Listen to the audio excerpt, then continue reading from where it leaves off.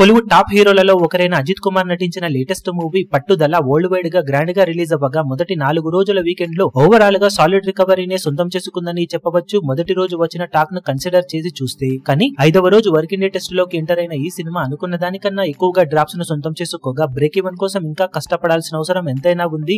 Present trend ను చూస్తూ ఉంటే తెలుగు రాష్ట్రాలలో కంప్లీట్ గా స్లో డౌన్ అయిపోయిన ఈ సినిమా 5వ రోజు మొత్తం మీద 4 లక్షల రేంజ్ లోనే షేర్ ను వసూలు చేసింది. దాంతో టోటల్ గా 5 రోజుల్లో తెలుగు రాష్ట్రాలలో 96 లక్షల దాకా షేర్ ను 2.10 కోట్ల రేంజ్ లో గ్రాస్ ను వసూలు చేసింది.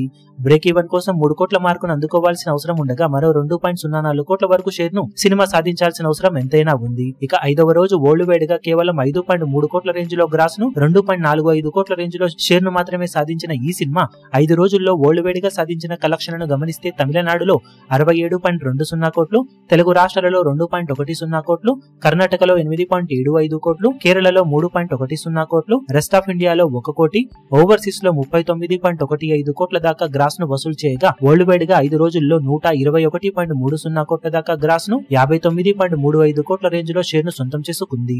92 కోట్లకు పైగా బ్రేక్ ఈవెన్ టార్గెట్ తో బరిలోకి దిగిన ఈ సినిమా 5 రోజుల్లో 64% వరకు రికవరీని సాధించగా బ్రేక్ ఈవెన్ కోసం మరో 33 కోట్ల లోపు షేర్ ను సాధించాల్సిన అవసరం ఉంది. ఇక మిగిలిన వర్కింగ్ డేస్ లో సినిమా ఎలాంటి ప్రదర్శనను కొనసాగిస్తుందో చూడాలి. ఇప్పుడు ఈ వీడియో మీకు నచ్చినట్లయితే లైక్ చేయండి, షేర్ చేయండి, ఛానల్ ను సబ్స్క్రైబ్ చేయడం మాత్రం మరవకండి. ఏ చిన్న అప్డేట్ ను మిస్ అవ్వకూడదు అనుకుంటే బెల్ ఐకాన్ ను ప్రెస్ చేయండి.